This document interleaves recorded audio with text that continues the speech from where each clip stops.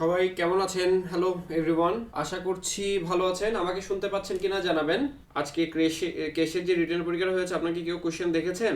কোশ্চেনটা দেখবেন কেমন, কারণ হচ্ছে আপনারা যেহেতু ব্যাংকের প্রিপারেশন নিচ্ছেন, ব্যাংকের রিটেন আর হচ্ছে প্রিলি একই সাথেই মনোযোগ দিতে হয় কেমন। অর্থাৎ রিটেনের জন্য আলাদা করে খুব বেশি সময় পাবেন না। সো এই যে এখন থেকে যে পরীক্ষা টরীক্ষাগুলো হবে, ওগুলো রিটেনের প্রশ্নগুলো একটু দেখবেন আর কি কেমন। আমরা একটা লাইভ করেছিলাম এই রিটেনটার আগে। আপনার হচ্ছে যে কিভাবে প্রস্তুতি নেওয়া যায় রিটেনটার জন্য, এবং হচ্ছে সেই সাথে কিছু টুকটাক সাজেশন দেয়া। আমি ওখানে কিছু ফোকাস রাইটিং দিয়েছিলাম। ওই ফোকাস রাইটিংগুলোর মধ্যে একটা ফোকাস রাইটিং, অর্থাৎ বাংলা ফোকাস রাইটিং আজকে যেটা আসছে, এটা আমরা ওই লাইভে যে সাজেশনটা দিয়েছিলাম সেই সাজেশন থেকে মানে কমন পড়েছে আর কি। আজকে একটু আগে প্রশ্ন দেখে দেখলাম যে এটা হচ্ছে আমরা ইয়েতে দিয়েছিলাম আর কি। অর্থাৎ আমরা যখন লাইভ সেশন যেটা নিয়েছিলাম, সেই লাইভ সেশনে ওই ফোকাস রাইটিংটা দেওয়া হয়েছিল। এটা আমার কোনো ক্রেডিট বলছি না, এটা হচ্ছে এটা জাস্ট একটা মেসেজ দেওয়া যে আমরা যদি পড়াশোনা করি, আমরা যদি পড়াশোনা করি তাহলে কিন্তু আসলে পারা পসিবল, মানে পারা যায় আর কি। হ্যাঁ, পড়াশোনা করলে পারা যায়। আমরা যা যা পড়ছি বা যা যা পড়বো তার মধ্য থেকেই কিন্তু কোশ্চেনগুলো হয়ে থাকবে। আমাদের যেটা করতে হবে, একটু কনসিস্টেন্টলি পড়াশোনা করতে হবে। কনসিস্টেন্টলি পড়াশোনা করলে চাকরি পাওয়াটা খুব বেশি কঠিন হবে না, ঠিক আছে? এক্সাম দিছেন এমডি আব্রাহাম, আপনি কি এটা করেছিলেন ভাই? আপনি কি আমাদের ওই লাইভটাতে ছিলেন? আমরা যে সাজেশন বেস দিয়েছিলাম, নারীর ক্ষমতায়নটা আমি লিখেছিলাম, আপনি কি দেখেছেন কিনা আমি জানি না, থাকলে একটু এখানে মেক শিওর করেন, ঠিক আছে? আর পরীক্ষা কেমন হয়েছে অবশ্যই জানাবেন, পরীক্ষা কেমন হয়েছে অবশ্যই জানাবেন। এমডি আব্রাহাম, আপনার এক্সাম কেমন হয়েছে, বা অন্য কেউ যদি এখানে পরীক্ষা দিয়ে থাকেন, আপনাদের পরীক্ষা কেমন হয়েছে অবশ্যই জানাবেন। আপনাদের জন্য অনেক শুভকামনা থাকবে। আচ্ছা, তো আমরা পড়াশোনায় শুরু করে দিব। স্যার রিটেনের জন্য কি কোনো কোশ্চেন ব্যাংক সাজেস্ট করবেন? না, রিটেনের জন্য আলাদা কোনো কোশ্চেন ব্যাংক ওভাবে নাই। রিটেনের জন্য আপনার যেটা করতে হবে সেটা হচ্ছে রিটেনের ম্যাথ বইটা প্রিভিয়াস কোশ্চেন ধরে আপনি করতে পারেন, বাকিগুলোর জন্য আপনার প্রিভিয়াস কোশ্চেন দরকার হবে না। হ্যাঁ, এখানে বলছেন সারা খান, বলছেন হচ্ছে ভাইয়া আপনার সাজেশনটা আমার কাছে আছে, খুব সামনের দিকে ছিল টপিকটা। হ্যাঁ, ব্যাপার না, ব্যাপার না ভাই, আর আস্তে ধীরে ভালো হবে।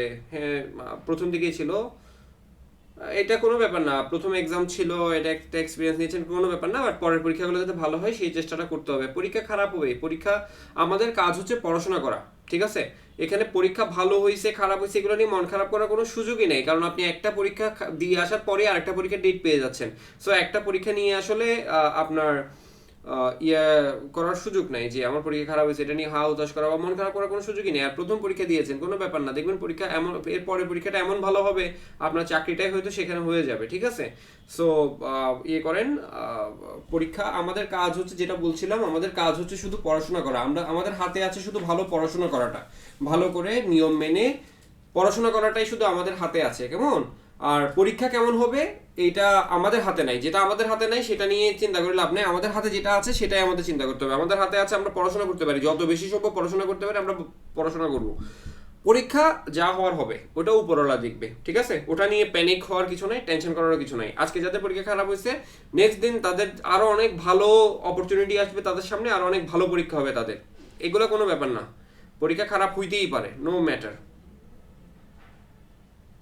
ব্যাংকের পরীক্ষা কখন হয়? আপনি অ্যাপ্লাই করলে আপনি পাবেন, টেক্সট পাবেন, আপনার মোবাইলে টেক্সট পাবেন। ওকে, ঠিক আছে, তাহলে আমরা শুরু করছি কেমন। আমরা আজকে গুরুত্বপূর্ণ একটা একটা না, অনেকগুলো চ্যাপ্টার আজকে একসাথে পড়বো। সো আমি একটু দ্রুত যাব কেমন, আমি একটু দ্রুত যাব। আপনারা আজকে হয়তো ইন্টারেক্টিভ খুব বেশি করতে পারবো না সেশনটা, কারণ আমার অনেকগুলো কন্টেন্ট কভার করতে হবে। তারপর আমি যতটুকু পারি, যেগুলো যেগুলো গুরুত্বপূর্ণ ওগুলো আমি কি করে নিব, কভার করে নিব কেমন।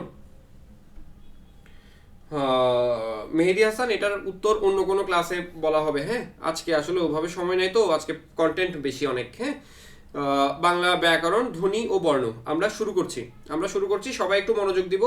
আমার ক্ষেত্রে আমি গত ক্লাসেই বলেছিলাম হ্যান্ড রেজ না করে আপনি কোয়েশ্চেন করতে পারেন।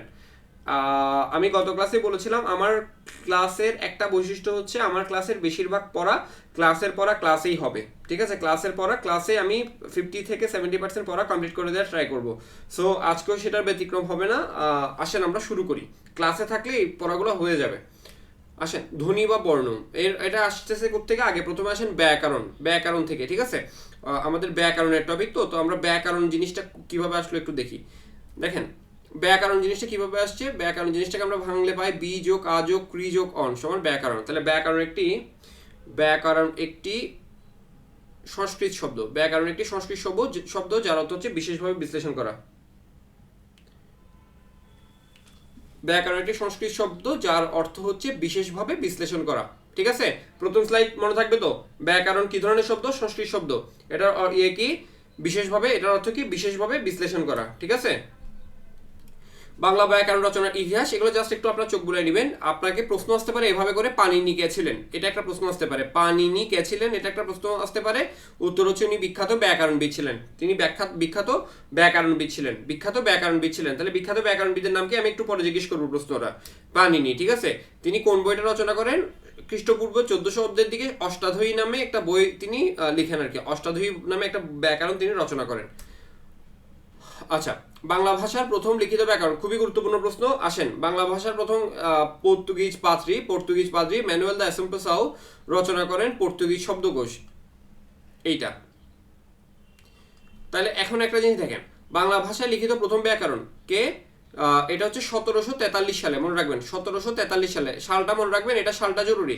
1700 বাংলা ভাষার প্রথম ব্যাকরণ রচনা করেন ম্যানুয়েল দা এসেম্পসাও কত সালে? 1743 সালে। কোন ভাষায়? পর্তুগিজ ভাষায়। কোন ভাষায়? পর্তুগিজ ভাষায়। আমি এটা আবার একটু পরে জিজ্ঞেস করবো। আমি যা বলতেছি একটু কান খুলে শুনেন। 1743 সালে পর্তুগিজ পাদ্রী ম্যানুয়েল দা এসেম্পসাও পর্তুগিজ ভাষায় বাংলা ব্যাকরণ রচনা করেন, এখানে লেখা আছে। এরপর দেখেন, ইংরেজি ভাষায় রচিত পূর্ণাঙ্গ বাংলা ব্যাকরণ বই ছিল a grammar of the Bengal language, যেটা নাথিনিয়াল ব্রেসি হেলহেড 1778 সালে। দেখেন, প্রথমটা 1743, পরেরটা 1778 সালে ব্রেসি হেলহেড, এই নামটা মনে রাখবেন। ব্রেসি হেলহেড বাংলা ভাষায় পূর্ণাঙ্গ ব্যাকরণ রচনা করেন, যেটা ছিল বাংলা ব্যাকরণ। পূর্ণাঙ্গ বাংলা ব্যাকরণ রচনা করেন, যেটা ছিল ইংরেজি ভাষায়। এখন একটা ইন্টারেস্টিং বিষয় খেয়াল করেন, আমার ব্যাকরণ বই হচ্ছে বাংলা ব্যাকরণ।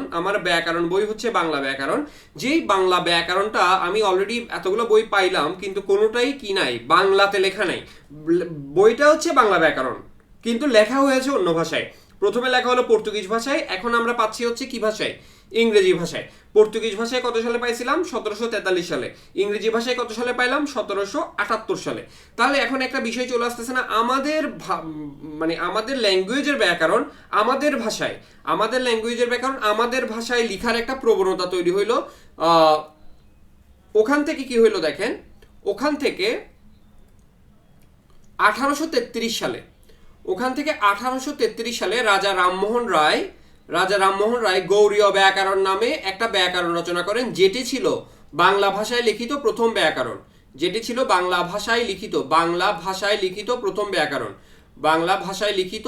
ব্যাকরণ। তার গৌড়ীয় ব্যাকরণে প্রথম বাংলা ভাষার প্রকৃত স্বরূপ চিহ্নিত করার প্রয়াস লক্ষ্য করা যায়, ঠিক আছে? ওকে, তাহলে আমরা এইবার একটু পড়াটা দিয়ে দিব।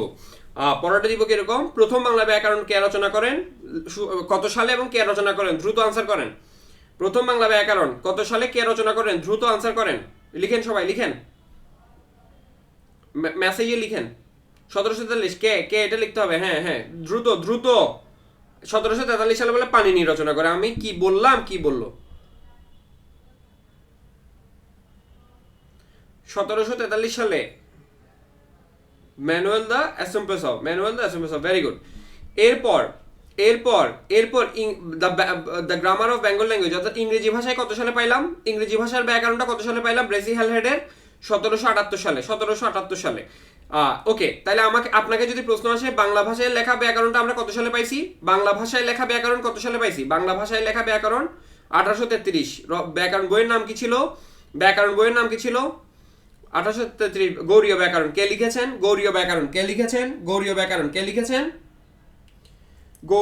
কে লিখেছেন? Raja Rammohan Roy. Very good. Okay, এবার আসেন এই জায়গাটা থেকে যে প্রশ্নটা পরীক্ষাতে আসবে সেটা একটু বলে দিই, যেটাতে আপনারা ভুল করবেন সেটা একটু বলে দিই। একটা ট্র্যাপ আছে এই প্রশ্নটাতে, এই প্রশ্নটা একটু একটা ট্র্যাপ আছে, ট্র্যাপটা একটু বলি কেমন, সবাই একটু মন দিব।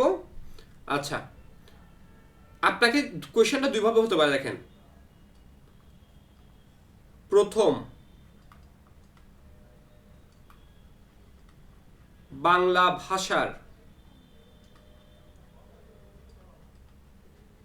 ব্যাকরণ কে রচনা করেন? Question number 1। কোয়েশ্চেন নাম্বার 2, প্রথম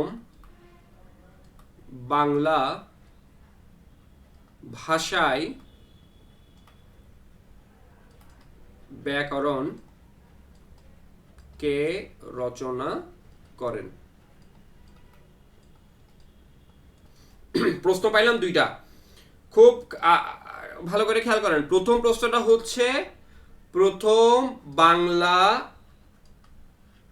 ভাষার ব্যাকরণ, পরেরটা হচ্ছে বাংলা ভাষায় ব্যাকরণ। দুটার মধ্যে পার্থক্যটা একটা অক্ষরের, এখানে র এখানে অন্তস্থীয়। তাহলে দেখেন, পানিনি হবে না, পানিনি হবে না। বাংলা ভাষার ব্যাকরণ যদি বলে, ম্যানুয়েল দ্য অ্যাসেম্পেসাও হবে প্রথমটার আনসার, ম্যানুয়েল দ্য অ্যাসেম্পেসাও হবে প্রথমটার আনসার, দ্বিতীয়টার আনসার হবে রাজা রামমোহন রায়। খুব ভালো করে খেয়াল করেন, খুব ভালো করে খেয়াল করেন। যদি অন্তস্থীয় থাকে, যদি অন্তস্থীয় থাকে বাংলা ভাষায়, যদি অন্তস্থীয় থাকে তাহলে সেটা হবে কি, যদি অন্তস্থীয় থাকে তাহলে সেটা হবে কার? রাজা রামমোহন রায়ের। আর যদি বাংলা ভাষার বলে, বসন্ন র থাকে, বাংলা ভাষার বলে, তখন হবে ম্যানুয়াল। ভাই আমি কি কনফিউশনটা ক্লিয়ার করতে পারছি কিনা? ঠিক আছে, এই প্রশ্নটা কিন্তু এভাবে করে আসতে পারে, ঠিক আছে তো? ওকে, আমি পরের স্লাইডে যাচ্ছি যেহেতু পড়া বেশি। এছাড়াও আরো কিছু ব্যাকরণ বই আছে, এই ব্যাকরণ বইগুলো একটু গুরুত্বপূর্ণ, এই নামগুলো একটু মনে রাখবেন। ব্যাকরণ কুমুদি বইটা কে লিখেছে? ঈশ্বরচন্দ্র বিদ্যাসাগর লিখেছেন। বাংলা ব্যাকরণ কে লিখেছেন? ডক্টর মোহাম্মদ শহীদুল্লাহ। বাংলা ব্যাকরণ কে লিখেছেন? ডক্টর মোহাম্মদ শহীদুল্লাহ লিখেছেন।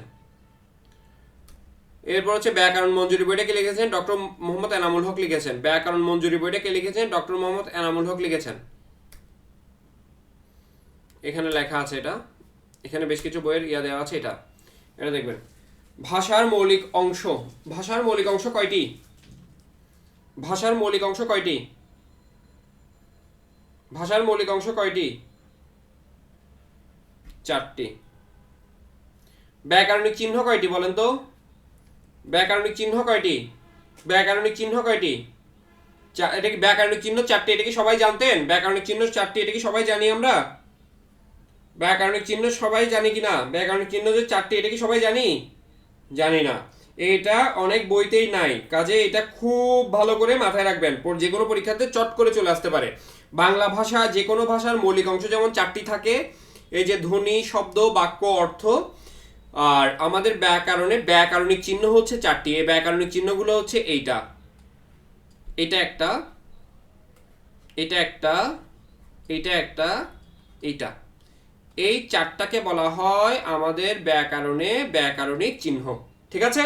তাহলে আপনার প্রশ্ন যদি আসে আমার বাংলা ব্যাকরণে আলোচ্য বিষয় কয়টি, উত্তর কি হবে?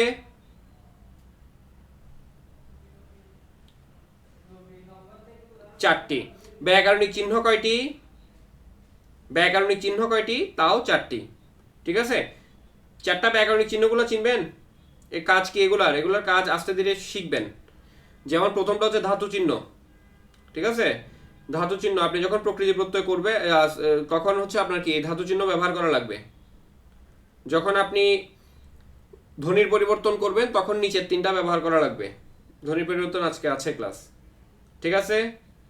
তাহলে ব্যাকরণিক চিহ্ন কয়টি? 4টি। ক্লিয়ার কিনা? এতটুকু পর্যন্ত ক্লিয়ার? আজকে আপনাদের রেসপন্স একদমই নাই, খুবই হতাশাজনক এটা। এই 2টা ক্লাসের পরে এরকম ঝিমাই গেলেন কেন সবাই?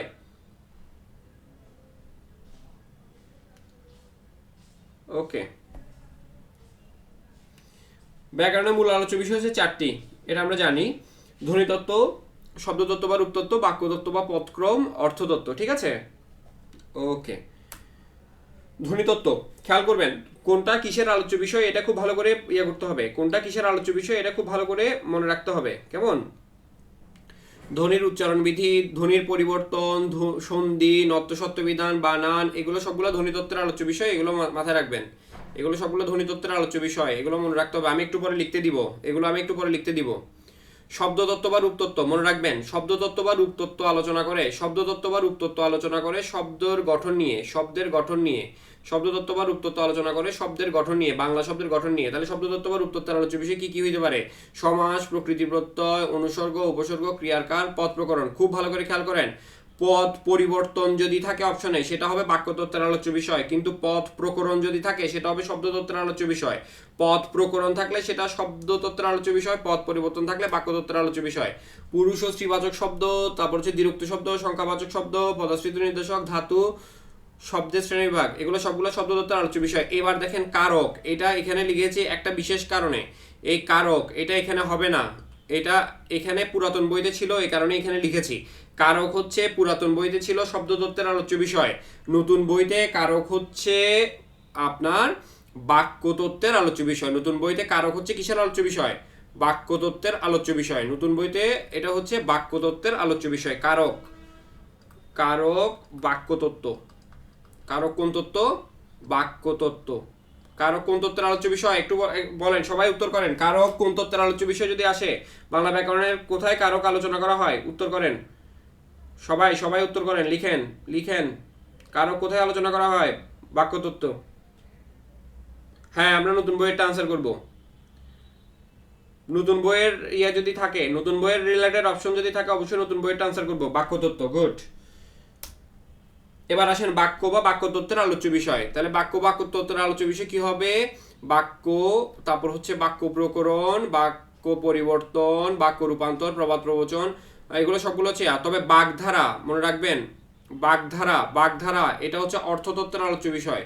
বাগধারাটা হবে অর্থতত্ত্বের আলোচ্য বিষয়। বাগধারাটা অর্থতত্ত্ব আলোচনা করা হবে। বাগধারাটা পুরাতন বইতে বাক্যতত্ত্ব ছিল, এটা হবে অর্থতত্ত্বের আলোচ্য বিষয়। আর বাক্যতত্ত্বে চলে আসলো কি? এই যে কারক বলেছিলাম না, এই যে কারক চলে আসছে বাক্যতত্ত্বের আলোচ্য বিষয়ে। ঠিক আছে, জ্যোতিবাদ চিহ্ন বাক্যতত্ত্বের আলোচ্য বিষয়। বাচ্য বাক্যতত্ত্বের আলোচ্য বিষয়। উক্তি বাক্যতত্ত্বের আলোচ্য বিষয়। আর হচ্ছে অর্থতত্ত্ব হচ্ছে শব্দের অর্থবিচার, বাক্যের অর্থবিচার, অর্থের প্রকারভেদ, মুখ্যার্থ, গৌণার্থ, বিপরীতার্থ, বাগধারা পুরাতন বইতে বাক্যতত্ত্ব ছিল, নতুন বইতে অর্থতত্ত্ব। আচ্ছা, ওকে, আসেন এটার পরে একটা জিনিস, নতুন বইয়ের একটা গুরুত্বপূর্ণ জিনিস আপনাদেরকে বলে দিই। নতুন বইয়ের একটা গুরুত্বপূর্ণ জিনিস আপনাদেরকে একটু পড়াই দিই, কেমন?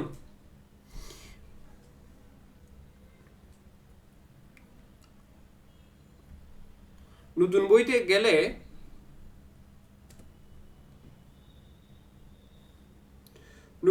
গেলে আপনারা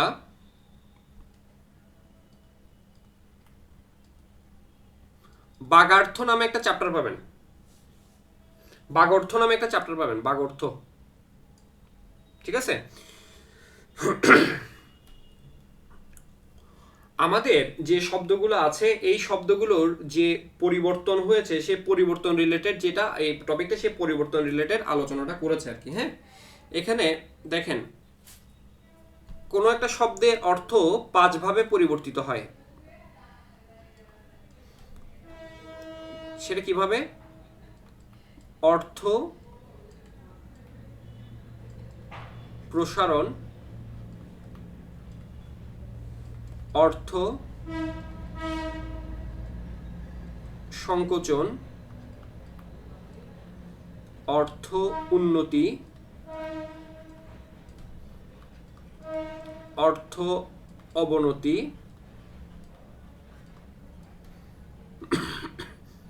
আরেকটা হচ্ছে অর্থ বদল। ঠিক আছে, আমি কি বললাম? আমাদের যে শব্দগুলো আছে, বাংলায় প্রচলিত যে শব্দগুলো আছে সেগুলো 5 ভাবে পরিবর্তিত হয়। ঠিক আছে, আমরা এখন ওটা দেখছি। এটা নতুন বইয়ের পড়া, আমি জাস্ট যেহেতু এসেছে আপনাদের সুবিধার্থে, আপনাদের যাতে আর কষ্ট করে বাড়তি সময় দিতে না হয়, এই জন্য 2 মিনিট সময় দিয়ে এই চ্যাপ্টারটা আপনাদেরকে শেষ করে দিচ্ছি। নতুন বইয়ের একটা চ্যাপ্টার এটা। এবার আসেন অর্থ প্রসারণ। খুব সহজ, একটু চিন্তা করেন। প্রসারণ দ্বারা আমরা আসলে কি বুঝি একটু বলি তো সবাই। প্রসারণ দ্বারা কি বুঝায়? প্রসারণ দ্বারা কি বুঝায়? বড় হওয়া। গুড, বড় হওয়া। গুড। আমি একটা শব্দ লিখলাম, অঞ্চল। অঞ্চল দ্বারা আপনি এখন কি বুঝেন আমাকে একটু বলেন তো, অঞ্চল দ্বারা এখন কি বুঝেন বলেন তো, অঞ্চল শব্দ দ্বারা কি বুঝেন? এলাকা বুঝি আমরা। অঞ্চল শব্দ দ্বারা আমরা সবাই এখন এলাকা বুঝি না? Very good. এই অঞ্চল শব্দ দ্বারা আগে সারির পার বুঝাতো, আগে সারির পার বুঝাতো। অঞ্চল দ্বারা আগে সারির পার বুঝাতো, এখন এলাকা বুঝায়। অঞ্চল দ্বারা আগে সারির পার বুঝাতো, এখন এলাকা বুঝায়। তাহলে বলেন অর্থের কি এটা বৃদ্ধি ঘটেছে নাকি সংকোচন ঘটেছে?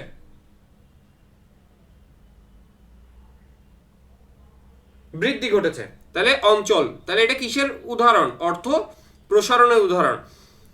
এবার একটা দেখেন মৃগ। মৃগ শব্দটা দেখেন, মৃগ দ্বারা কি বুঝেন আপনারা বলেন তো? মৃগ দ্বারা কি বোঝায়? হরিণ বুঝায়। কিন্তু আগে মৃগ দ্বারা সকল পশুকে বুঝাতো। মৃগ দ্বারা পূর্বে সকল পশুকে বুঝাতো, সকল পশু। একটা সময় এটা ছিল মৃগ দ্বারা সকল পশু বুঝাতো, এখন আমরা বুঝি শুধু হরিণ। তাহলে বলেন আগের চাইতে শব্দের প্রসারণ ঘটেছে না সংকোচন ঘটেছে? কি কি কি হলো? এটা সংকোচন। তাহলে মৃগ এখন বুঝতেছি হরিণ, তার মানে আগে অনেক বেশি বুঝতাম এখন কম, তার মানে এটা অর্থের সংকোচন ঘটলো। দুটো জিনিস ক্লিয়ার করতে পেরেছি? এতটুকু পর্যন্ত কি ক্লিয়ার সবার? কারো কোনো কনফিউশন? ওকে, এবার আসেন অর্থ উন্নতি। দেখেন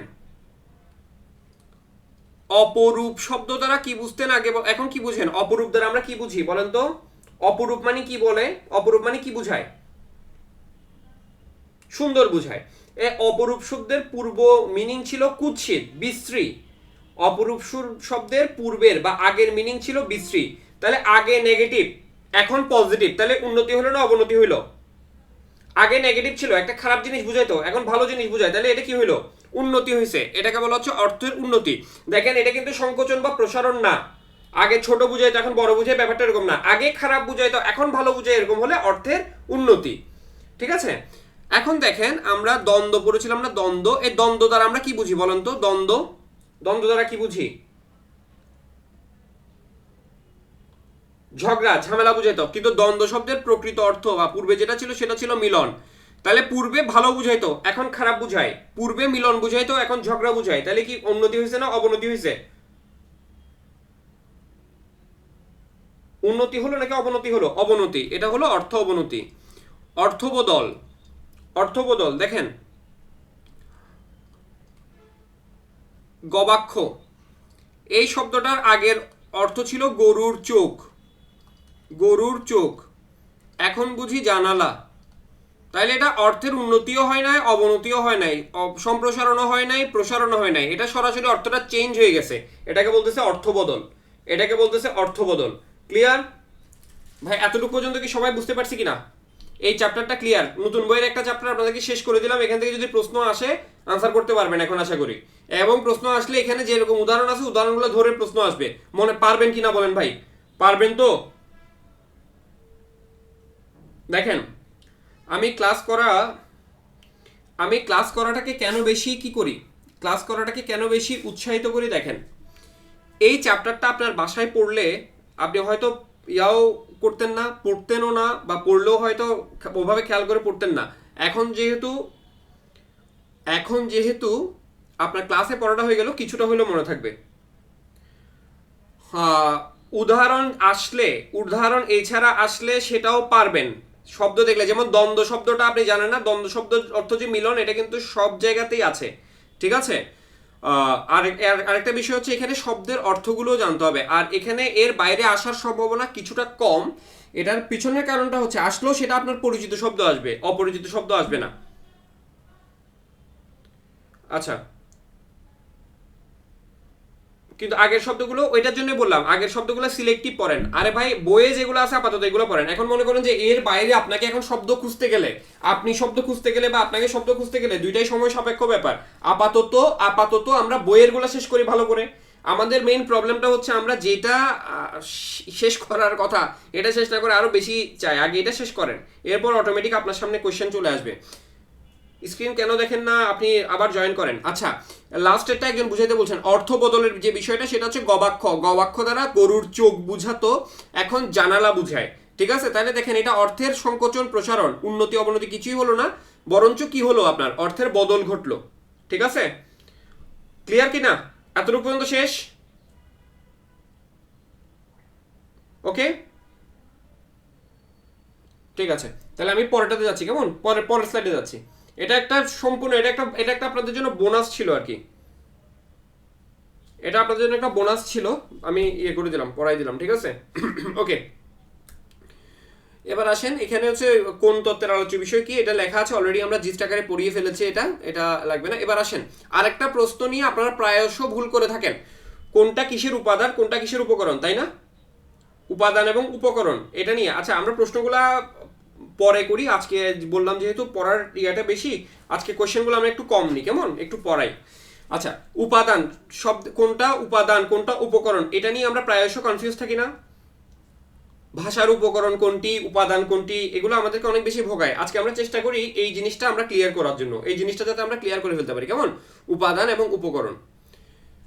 দেখেন, আগে এই সিরিয়ালটা মনে রাখবেন। প্রথমে আমরা কি পাইলাম, ধ্বনি বা বর্ণ পাইলাম, এরপর পাইলাম শব্দ, এরপর আসলো শব্দ দিয়ে বাক্য গঠন করলাম, বাক্যর পরে আমি ভাষা পাইলাম।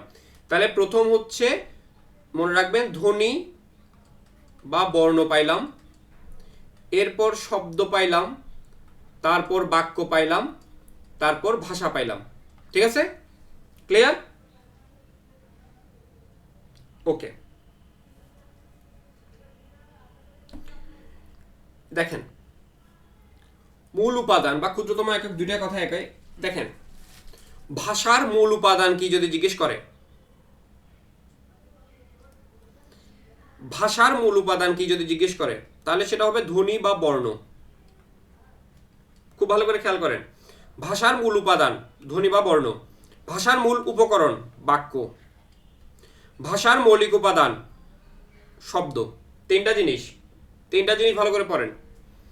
ভাষার মূল উপাদান কি ভাই? ভাষার মূল উপাদান কি? দেখেন, একটা কথা বলি, একটা কথা একটু সহজ করে দিই।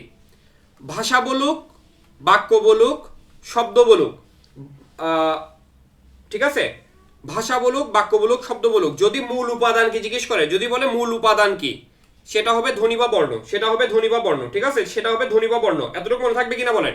এতটুকু মনে থাকবে? ওকে, তাহলে বলেন ভাষার মূল উপাদান কি? ভাষার মূল উপাদান কি? ধ্বনি বা বর্ণ। শব্দের মূল উপাদান কি? শব্দের মূল উপাদান কি? শব্দের মূল উপাদান কি? ধ্বনি বা শব্দের মূল উপাদান কি? হ্যাঁ, ধ্বনি। তারপর হচ্ছে কি, ব্যাকরণের বাক্যের মূল উপাদান কি? বাক্যের মূল উপাদান কি? বাক্যের মূল উপাদান কি? তাও ধ্বনি। তাহলে আমরা এখানে একটা লিস্ট দেখলাম না, ভাষা, বাক্য, শব্দ। ভাষা, ভাষা, বাক্য, শব্দ, এই তিনটারই যদি মূল উপাদান বলে, যদি মূল উপাদান বলে, যদি মূল উপাদান বলে, ঠিক আছে, যদি মূল উপাদান বলে, তাহলে সেটা কি হবে? উত্তর কি হবে? ধ্বনি। ঠিক আছে, যদি মূল উপাদান বলে তাহলে এটা হবে ধ্বনি। ধ্বনিতেও ন আছে, উপাদানেও ন আছে, এভাবে করে মনে রাখতে পারেন। কিন্তু উপকরণ, ঠিক আছে, উপকরণেও তো ন আছে, তখন কি হবে? তখন যদি কনফিউজড হয়ে যান। আচ্ছা, হোয়াটএভার, আমরা প্রথমে একটা সিরিয়াল লিখলাম, সিরিয়ালটা একটু লিখেন তো সবাই, সিরিয়ালটা লিখেন। প্রথমে ধ্বনি বা বর্ণ, শব্দ, বাক্য, ভাষা, এটা একটু সবাই লিখে ফেলি, এটা একটু সবাই লিখে ফেলি।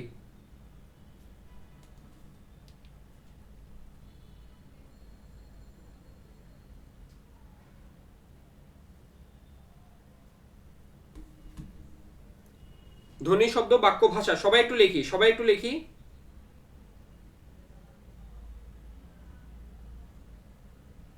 শব্দটাকে লিখবে হাসিনা আক্তার, শব্দটা লেখেন নাই।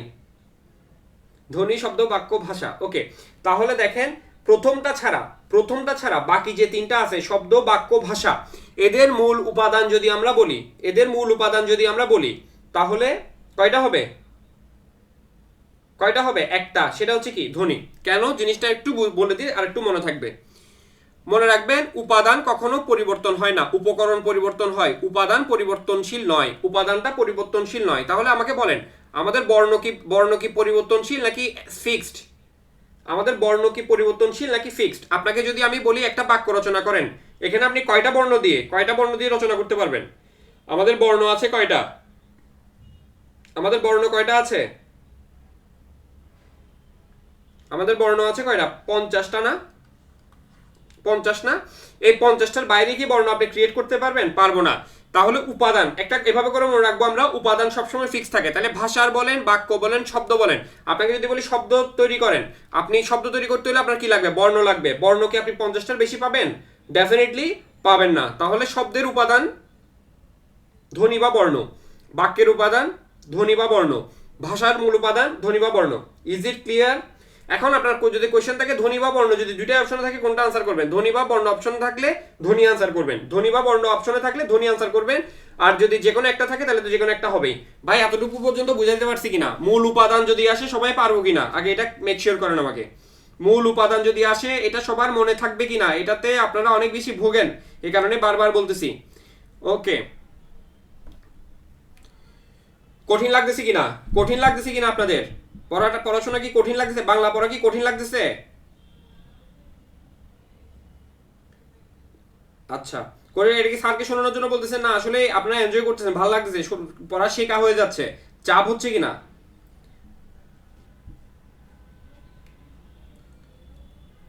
আচ্ছা, তাহলে দেখেন প্রথম কোশ্চেন, মনে করেন আপনার পরীক্ষাতেই কোশ্চেন আসলো, আপনার মনে করেন আপনি বাংলাদেশ ব্যাংক এডি পরীক্ষা দিতে গেছেন, ওখানে প্রশ্ন আসলো শব্দের মূল উপাদান কোনটি? উত্তর কি হবে? শব্দের মূল উপাদান কোনটি? উত্তর কি হবে? ধ্বনি। গুড। মনে রাখবেন উপাদান যে কথা ক্ষুদ্রতম এককও একই কথা, উপাদান যে কথা ক্ষুদ্রতম এককও একই কথা। কেমন? তাহলে দুটাই উপাদান থাকুক ক্ষুদ্রতম একক থাকুক, উত্তর কি হবে? ধ্বনি। কেমন? আচ্ছা, এবার আসেন ভাষার মূল উপকরণ বাক্য, ভাষার মূল উপকরণ বাক্য। কেমন?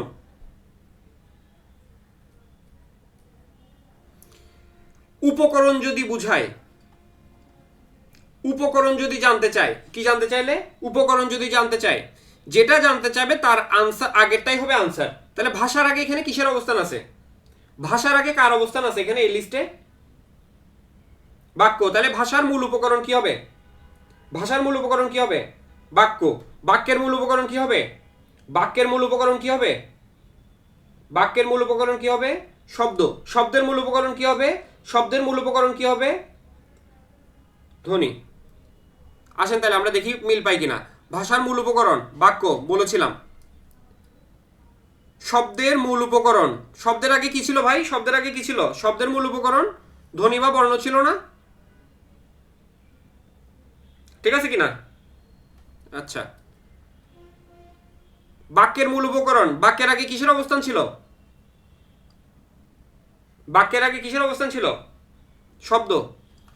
তাইলে আমার প্রথম কোশ্চেন যেটা আপনাদের কাছে, মূল মূল উপাদান এবং মূল উপকরণ, এখন থেকে প্রশ্ন আসলে সবাই পাবো কিনা? মৌলিক উপকরণ হয় না, মৌলিক উপাদান হয় না। সেম না, সেম না, ইশরাত ঋতু সেম না, মৌলিক উপকরণ না, মৌলিক উপাদান। ঠিক আছে, তাইলে আমি মৌলিক উপাদান পড়াবো। আগে আসেন আমার আমার দুইটা, যে দুইটা পরীক্ষাতে আসবে, যে দুইটা পরীক্ষাতে আসবে আমি কন্টেন্টের নাম দিয়েছি উপাদান আর উপকরণ। ঠিক আছে, তাহলে এখন পারবেন কিনা? এর চাইতে আর সহজ আমার কাছে ওয়ে ছিল না দেখানোর। ঠিক আছে, এখনো না পারলে আসলে সেটা আমার ব্যর্থতা ধরে নিব আর কি। উপাদান মানে সবগুলোর উপাদান ফিক্স থাকে, ধ্বনি বা বর্ণ। উপকরণটা চেঞ্জ হয়, উপকরণটা চেঞ্জ হয়। তাহলে আমরা সিরিয়ালটা কিভাবে পড়ছিলাম বলেন তো? ধ্বনি বা বর্ণ, তারপর হচ্ছে কি শব্দ, তারপর হচ্ছে কি বাক্য, তারপর হচ্ছে ভাষা। আমি একটু সিরিয়ালটা মনে রাখার একটা টেকনিক বলে দিই। প্রথমে আপনার ধ্বনি সৃষ্টি করেন। ঠিক আছে, ছোট আপনার যখন জন্ম হয়, জন্মের পরে প্রথমে আপনি কি করেন? মা মা বাবা এরকম করে করে আপনি কি করেন? একটা ধ্বনি সৃষ্টি করেন, তাই না? এরপর আস্তে আস্তে আপনি কি করেন? পূর্ণাঙ্গ শব্দ বলার চেষ্টা করেন, পূর্ণাঙ্গ শব্দ বলার চেষ্টা করেন। শব্দ বলতে বলতে আপনি আস্তে আস্তে কি করেন? শব্দ বলতে বলতে আপনি আস্তে আস্তে কি করেন? একটা একটা ছোট ছোট বাক্য বলা শুরু করেন। আর আপনি যখন পূর্ণাঙ্গ বাক্য বলতে পারেন তখনই আপনি একটা ভাষা শিখে ফেলেন। আমি কি বুঝাতে পারছি? নিজেকে একটা ছোট বাচ্চার সাথে তুলনা করেন, ছোট বাচ্চার সাথে তুলনা করেন। আপনার যখন জন্ম হয় তখন আপনি আস্তে আস্তে কি করেন? আস্তে আস্তে আপনি কি সৃষ্টি করেন? ধ্বনি সৃষ্টি করেন। এই ধ্বনি থেকে আস্তে আস্তে কি তৈরি হয়? ধ্বনি থেকে আস্তে আস্তে কি করেন? একটা একটা ছোট ছোট শব্দ বলা শিখেন। এই ছোট ছোট শব্দ বলার পর একটা একটা লাইন বলা শিখেন। এই লাইন থেকে আপনি ভাষাটা রপ্ত করেন। ক্লিয়ার তো? মনে থাকবে সিরিয়ালটা? সবাই একটু লিখে ফেলি, সিরিয়ালটা সবাই একটু লিখে ফেলি। পরীক্ষাতে আসবে, ভুল করা যাবে না। পরীক্ষাতে আসবে, ভুল করা যাবে না, একটু দ্রুত করি।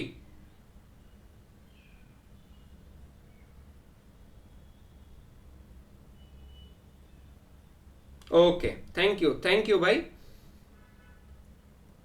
ঠিক আছে, এবার আসেন ভাষার মৌলিক উপাদান। ভাষার মৌলিক উপাদান যদি বলে, মূল উপাদান আর মৌলিক উপাদান এক না। যদি বলে ভাষার মৌলিক উপাদান কোনটি, তাইলে হবে শব্দ। এটা আলাদা করে মুখস্থ রাখবেন। ভাষার মৌলিক উপাদান কি যদি জিজ্ঞেস করে, মৌলিক উপাদান। মৌলিক উপাদান যদি জিজ্ঞেস করে তাইলে হবে শব্দ, মৌলিক উপাদান। মৌলিক আর মূল এক না, মৌলিক উপাদান যদি জিজ্ঞেস করে তাহলে হবে শব্দ।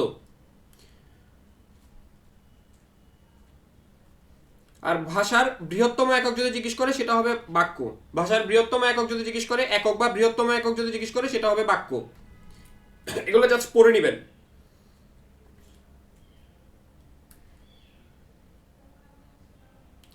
বাক্যের মূল উপাদান এটা আমরা জানি, উপকরণ পড়ছি। বাক্যের মৌলিক উপাদান হচ্ছে শব্দ। বাক্যের মৌলিক উপাদান হচ্ছে শব্দ। বাক্যের ক্ষুদ্রতম একক হচ্ছে ধ্বনি বা বর্ণ। ব্যাকরণের মূল ভিত্তি কি হবে? ব্যাকরণের মূল ভিত্তি হবে ভাষা। আচ্ছা, বর্ণের বিন্যাস কোন অংশে আলোচনা করা হয়? এটা আপনারা আগে ওই যে লিস্টটা পড়বেন, লিস্টটা পড়ে আপনারা আনসার করবেন। এটা আপনাদের জন্য রেখে গেলাম। বাগধারা কোন অংশের আলোচনা করা হয় এটাও লিস্ট পড়বেন, লিস্ট পড়ে আপনারা আনসার করবেন। বাগধারা কোন অংশে আলোচনা করা হয় পারলে এখন আনসার করতে পারেন, অথবা লিস্ট পড়ে আনসার করবেন। অর্থতত্ত্ব অনেক ভেরি গুড, আপনার পড়াশোনা খেয়াল করেছেন, ধন্যবাদ। এবার আসেন বাকযন্ত্র বা বাক প্রত্যঙ্গ। এটা নতুন বইয়ের একটা গুরুত্বপূর্ণ চ্যাপ্টার। এখানে হচ্ছে আমাদের মোটামুটি ফুসফুস থেকে শুরু করে, হ্যাঁ, ফুসফুস থেকে শুরু করে ঠোঁট পর্যন্ত এই পুরো অংশটাকে আসলে আমাদের বাকযন্ত্রের ধরা হয় আর কি। হ্যাঁ, এখান থেকে একটা প্রশ্নে আপনাদের জন্য আমি বলে দিই, সেটা হচ্ছে বাকযন্ত্রের সবচেয়ে সচল অঙ্গ কোনটি? এটা উত্তর হবে জীব। বাকযন্ত্রের সবচাইতে সচল অঙ্গ জিজ্ঞেস প্রশ্ন আসতে পারে, বাকযন্ত্রের সবচেয়ে সচল প্রত্যঙ্গ কোনটি? উত্তর হবে জীব। এটার আনসার কি? এটার আনসার পড়তে কি পড়াশোনা করা লাগে? এটার আনসার করতে কি পড়াশোনা করতে লাগে? এটার আনসার কি হবে? ডি, হাত। এটা পড়াই ফেলছি, এটা পড়াই ফেলছি, লাগবে না। এখন আসেন বর্ণ। ওকে, বর্ণ কাকে বলে বলেন তো? বর্ণ কাকে বলে? বর্ণ কাকে বলে? ধ্বনি নির্দেশক চিহ্নকে আমরা কি বলি? বর্ণ বলি। ধ্বনি নির্দেশক চিহ্নকে আমরা বর্ণ বলি। দেখি বলেন তো আমাদের বর্ণমালা কয়টি? বলেন তো আমাদের বর্ণমালা কয়টি? আমাদের বর্ণমালা কয়টি? সফলতার সাথে সবাই ভুল আনসার দিচ্ছেন। বর্ণমালা কয়টি? Very good, very good. বর্ণমালা একটি। ওই বর্ণমালায় ওই যে আরেকজন বলছে বর্ণমালা দুইটি, আর একটা উনি আবিষ্কার কখন করছে আমি জানি না। বর্ণমালা একটা। বর্ণমালায় বর্ণ আছে 50টা।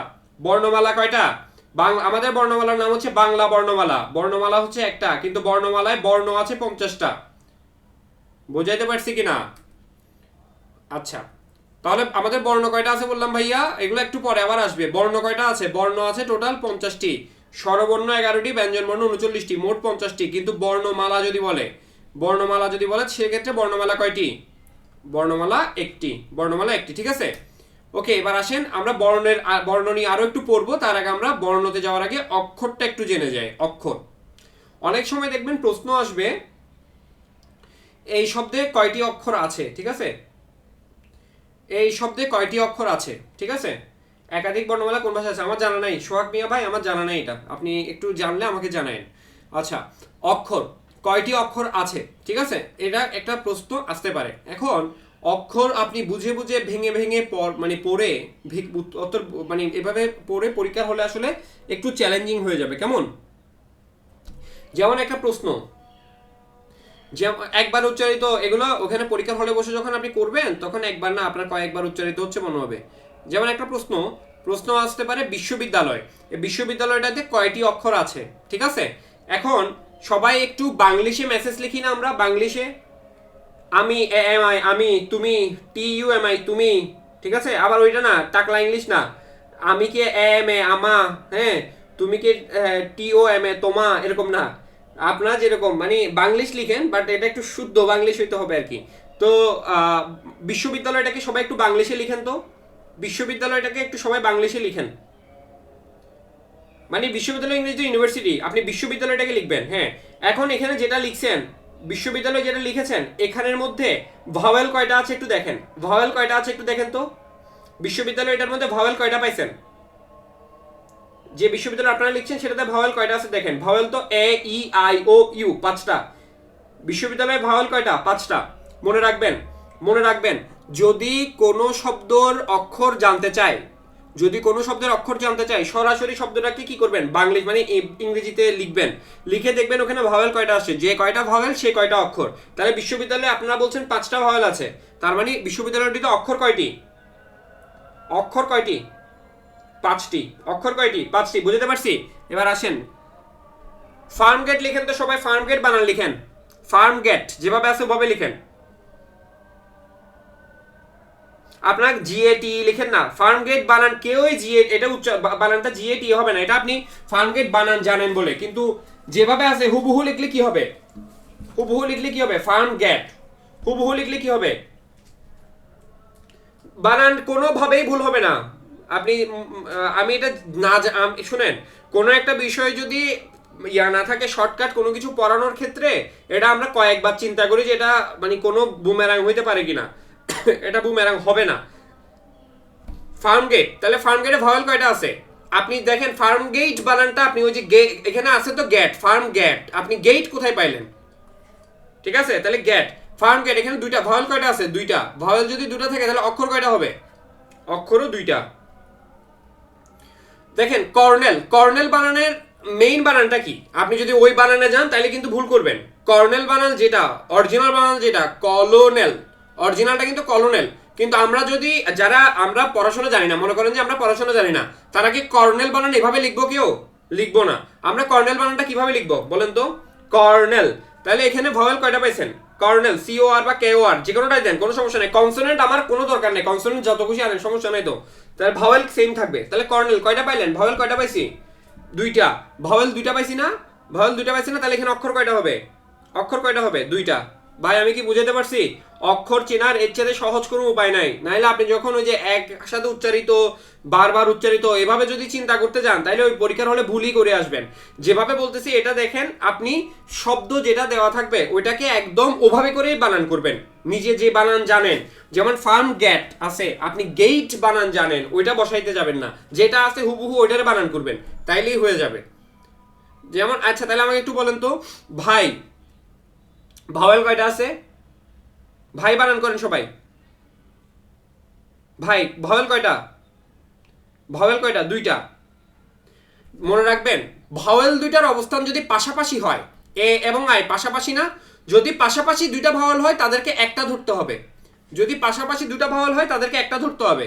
যদি পাশাপাশি দুটা ভাওয়েল থাকে তাহলে একটা, এই যে আপনি যেটা বলছেন ভাই, এটা এভাবে করে কেউ ইয়া করে না, এটা ওই যে এটা বললাম না, টাকলা ল্যাঙ্গুয়েজ যেটা, ওই যে আমিকে লিখে কিছু আছে না, টেক্সট লিখতে বলছে, আমিকে লিখে এরকম যে সরি এভাবে, আমা কি বলে, ভালো আছি, ভালা আছিকে লিখে কি আছা, এগুলো হচ্ছে টাকলা ল্যাঙ্গুয়েজ, এগুলো হবে না, এগুলো তো কোনো ইয়াতেই পড়ে না, ঠিক আছে? মুরার টাকলা ল্যাঙ্গুয়েজ এই ল্যাঙ্গুয়েজ না। ভাই বলতে আমরা কিভাবে লিখি? VAI অথবা BHAI, এভাবেই তো লিখি। দুইটাই লেখেন আপনি, BH থাকুক এখানে ভি থাকুক কোনো সমস্যা নাই। AI পাশাপাশি দুটো ভাওয়েল একসাথে আছে, দুটো ভাওয়েল থাকলে একটা লিখতে হবে, ঠিক আছে? ওকে ভাই, এতটুকু ক্লিয়ার কিনা বলেন? পারবেন তো ভাই? অক্ষর কি বুঝাতে পেরেছি? সবাই কি পারবো? এদিকে আমার গলা কিন্তু অবস্থা খারাপ হয়ে যাইতেছে পড়াইতে পড়াইতে। আপনারা কতটুকু বুঝতেছেন পারতেছেন আমি জানি না। আচ্ছা, অক্ষর হচ্ছে বাকযন্ত্রের স্বল্পতম প্রয়াসে উচ্চারিত ধ্বনি বা ধ্বনিগুচ্ছ। কেমন? অক্ষর দুই প্রকার, স্বরান্ত অক্ষর, ব্যঞ্জনান্ত অক্ষর। খুবই সহজ। মা বানান করেন ইংরেজিতে, মা বানান করেন।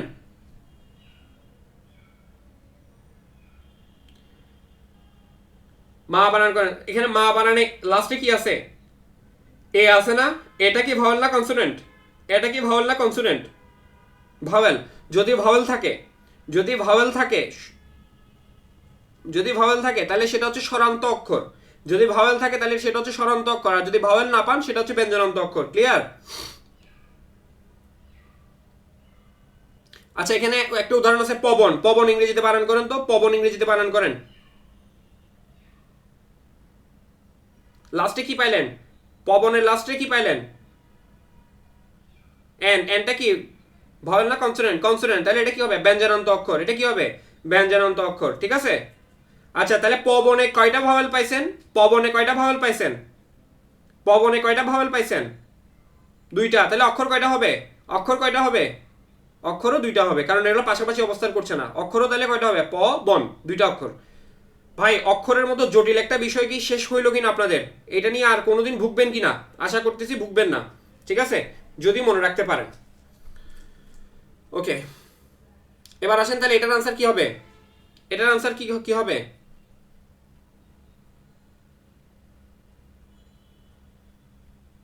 দুই হবে, ঠিক আছে? ওকে ওকে, তাহলে আসেন আমরা আবার বর্ণতে ফিরে যাই। বর্ণ কয়টা ছিল? বর্ণ ছিল 50টি। বর্ণ কয়টা ছিল? বর্ণ ছিল 50টি। স্বরবর্ণ, ব্যঞ্জনবর্ণ, কি কি বর্ণ? স্বরবর্ণ, ব্যঞ্জনবর্ণ। স্বরবর্ণ কয়টি ছিল? স্বরবর্ণ ছিল 11টি। ব্যঞ্জনবর্ণ কয়টি? ব্যঞ্জনবর্ণ হচ্ছে 39টি। কেমন? মোট বর্ণের সংখ্যা 50। বাংলা ভাষায় বর্ণমালার সংখ্যা কয়টা? একটু আগে আনসার করেছি। কয়টা বাংলা ভাষায় বর্ণমালা? কয়টা? বাংলা ভাষায় বর্ণমালা হচ্ছে একটা। বাংলা ভাষায় বর্ণমালা হচ্ছে একটা। বাংলা বর্ণমালা, এটা আপনারা একটু পড়ে নেবেন। এটা জাস্ট একটু ঝাড়া পড়বেন, হ্যাঁ, একটু পড়বেন।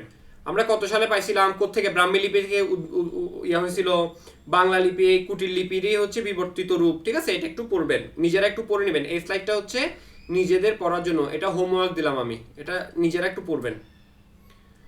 ধ্বনি হচ্ছে, ধ্বনি আর বর্ণের মধ্যে মানে সম্পর্কটা কি? ধ্বনি হচ্ছে মৌখিক রূপ, ধ্বনি আমরা মুখে সৃষ্টি করি। আর বর্ণ হচ্ছে লৈখিক রূপ, বর্ণ আমরা লিখি। ধ্বনি দৃশ্যমান নয়, বর্ণ হচ্ছে দৃশ্যমান, ঠিক আছে? তাহলে স্বরধ্বনি, স্বরধ্বনি আছে কয়টা? 60টা। ব্যঞ্জন ধ্বনি আছে 30টা। দেখেন, এই একটা জায়গা থেকে প্রশ্ন আসছে, একটা পরীক্ষাতে 3টা। বাংলা ভাষায় মৌলিক ধ্বনির সংখ্যা কয়টা? উত্তর করেন সবাই। বাংলা ভাষায় মৌলিক ধ্বনির সংখ্যা কয়টা? উত্তর করেন সবাই। বাংলা ভাষায় মৌলিক ধ্বনির সংখ্যা 37টি। না, 7টা নয়, 7টা হচ্ছে মৌলিক স্বরধ্বনি, 7টা হচ্ছে মৌলিক স্বরধ্বনি, 30টা হচ্ছে মৌলিক ব্যঞ্জন ধ্বনি, 30টা হচ্ছে মৌলিক ব্যঞ্জন ধ্বনি। কেমন? 7টা হচ্ছে মৌলিক স্বরধ্বনি, 30টা হচ্ছে মৌলিক ব্যঞ্জন ধ্বনি। কিন্তু প্রশ্ন যদি আসে মৌলিক ধ্বনি, ধ্বনির মধ্যে স্বর ব্যঞ্জন দুইটাই পড়বে, তখন হবে 37টি। ক্লিয়ার কিনা? এই 3টা প্রশ্ন একটা পার্টিকুলার পরীক্ষাতে আসছে। ওকে, স্বরধ্বনি এটা আমরা জানি, ফুসফুস তাই বাতাসে বেরিয়ে যেতে মুখ বিবর কোথাও কোনো প্রকার বাধাপ্রাপ্ত হয় না, এটাকে স্বরধ্বনি বলে, কারো সাহায্য দরকার লাগে না। এগুলো আপনারা করবেন, স্বরধ্বনির সংখ্যা, স্বরধ্বনির সংক্ষিপ্ত রূপ, এগুলো আমি ক্লাস লেকচার শেষ হওয়ার পরে আপনারা নিজেরা স্লাইডটা যখন নেবেন তখন নিজেরা আনসার করবেন এটা, ঠিক আছে? এগুলো সবকিছু পড়ানো হবে, এরপর আপনারা এগুলো আনসার করবেন। এগুলো এখন আনসার করবো না আমরা, এগুলো পড়ার পরে আনসার করবো। স্বর, আমাদের যে স্বরবর্ণ যেগুলো আছে, স্বরবর্ণের উচ্চারণগত উপস্থাপনা, অর্থাৎ ব্যঞ্জন বর্ণ কোথায় উচ্চারিত হয় এটা আমরা একটু পরে দেখবো। তার আগে আমরা দেখি স্বরবর্ণ কোথায় উচ্চারিত হতে পারে। স্বর অ এবং স্বর আ, এই দুইটা হচ্ছে কণ্ঠবর্ণ, এগুলো কণ্ঠে উচ্চারিত হয়। তারপর হচ্ছে রস্বই ই, দীর্ঘ ই, এগুলো হচ্ছে তালুতে উচ্চারিত হয়, তালুর সাহায্যে, তাহলে তালব্য বর্ণ। রি, এটা হচ্ছে মূর্ধার সাহায্যে হয়, তাহলে মূর্ধন্য বর্ণ। রস্যু দীর্ঘ, এগুলো হচ্ছে ঠোঁটের সাহায্যে হয়, তাহলে অষ্টবর্ণ। কণ্ঠ এবং তালু দুইটারই সাহায্য লাগে এ এবং ও এর জন্য, এটাকে কণ্ঠ তালব্য বর্ণ বলে। কণ্ঠ এবং ওষ্ঠ দুইটাই লাগে ও এবং ও এর জন্য, এটার জন্য এটাকে কণ্ঠস্থ বলে। এটা ঝাড়া মুখস্থ করে নেবেন, ঝাড়া মুখস্থ করে নেবেন, এটা একদম মুখস্থ করে রাখতে হবে, এটা আর কোনো ইয়া নেই, জাস্ট মুখস্থ করবেন। মৌলিক স্বরধ্বনি হচ্ছে 7টি। দেখেন, মৌলিক স্বরধ্বনি কয়টা? 7টা। এই যে এখানে একটা পাইছেন স্বর জফলা আকার আ, এইটা হচ্ছে আপনার আব্দুল হাই আবিষ্কার করেছেন। এটা প্রশ্ন আসতে পারে, মৌলিক স্বরধ্বনি হিসেবে আ, এটা কে ইয়া করছেন? এটা হচ্ছে আব্দুল হাই, ঠিক আছে? আব্দুল হাই আবিষ্কার করছেন। এটা ধ্বনিজ্ঞাপক কোনো বর্ণ বাংলা বর্ণমালায় নাই। দেখেন, 1974 সালে ভাষাবিজ্ঞানী ডক্টর মোহাম্মদ আব্দুল হাই। আচ্ছা, বাংলা বর্ণমালায় পূর্ণমাত্রার, বাংলা বর্ণমালায় টোটাল বর্ণ কয়টা? আমরা পড়েছি 50টা। বাংলা বর্ণমালায় টোটাল বর্ণ কয়টা? আমরা পড়েছি 50টা। এখন এগুলোর আমরা দেখতে হবে মাত্রা, দেখতে হবে মাত্রা, তো বুঝেন। আচ্ছা, আমাকে বলেন তো এটা কি লিখলাম? এটা কি লিখেছি ভাই? যেটা লিখেছি এটা কি? 3, ভেরি গুড। এর উপর যখন মাত্রা থাকবে তখন কি হবে? এটা তখন হবে ত। তাহলে মাত্রার গুরুত্বটা তো বুঝতে পারছেন। এই ত এর উপর মাত্রা না থাকলে সেটা কিন্তু 3 বুঝায়। কেমন? আবার দেখেন,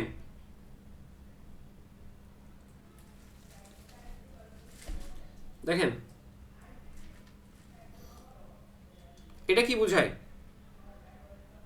আমরা দেখবেন ওই যে যারা একটু ওই যে মুরাদ টাকলা টাইপের তারা লিখবেন, দেখেন সকল ছাত্র লিখছে এটা কি ছায়ে, ছাত্র লিখছে কি ছা এ।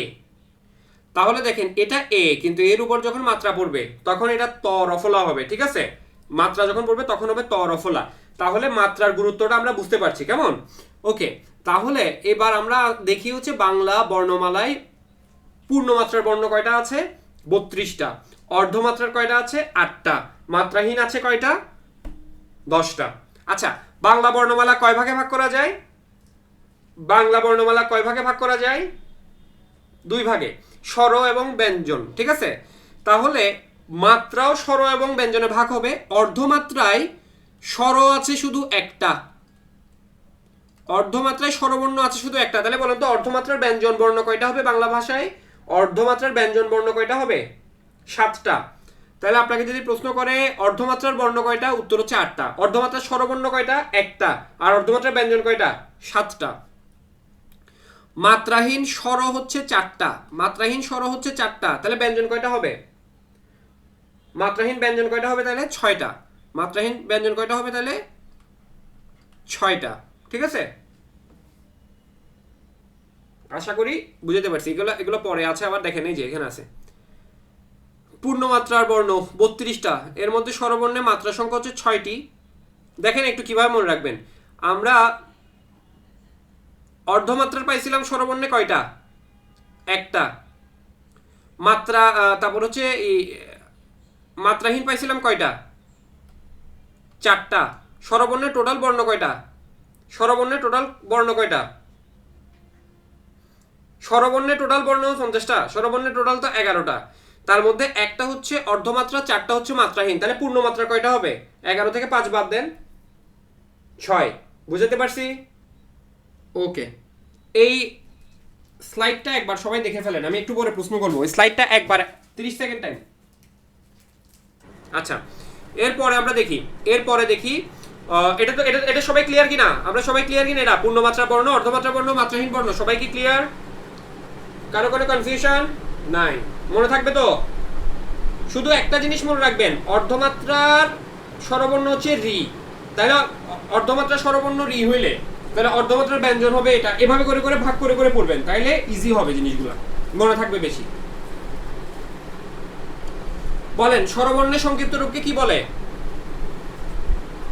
স্বরবর্ণের সংক্ষিপ্ত রূপকে কি বলে? কার বলে? কার চিহ্ন কয়টি? কার চিহ্ন কয়টি? কার চিহ্ন কয়টি? 10টি। একটা বর্ণের কোনো সংক্ষিপ্ত রূপ নাই, সেটা কোনটা? একটা বর্ণের অকে বলা হয় নীলিন বর্ণ। এজন্য অকে বলা হয় কি বর্ণ? নীলিন বর্ণ, যার কোনো সংক্ষিপ্ত রূপ নাই।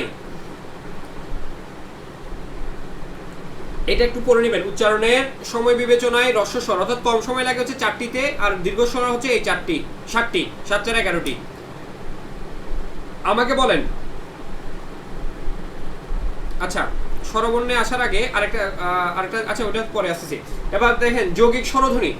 যৌগিক স্বরধ্বনি মানে স্বরধ্বনি কিন্তু সেটা যৌগিক, এরকম হচ্ছে দেখেন যৌগিক স্বরধ্বনি 25, যৌগিক স্বরজ্ঞাপক বর্ণ হচ্ছে 2টি। যৌগিক স্বরধ্বনি 25টি, যৌগিক স্বরজ্ঞাপক বর্ণ হচ্ছে 2টি, ও এবং ও। প্রশ্নটা খেয়াল করেন, যদি বলে যৌগিক স্বরজ্ঞাপক বর্ণ কয়টি, উত্তর হবে 2টি, ঠিক আছে? যৌগিক স্বরধ্বনির আরেক নাম হচ্ছে দ্বিস্বর, সন্ধিস্বর বা সান্ধ্যাক্ষর, ও এবং ও, ঠিক আছে?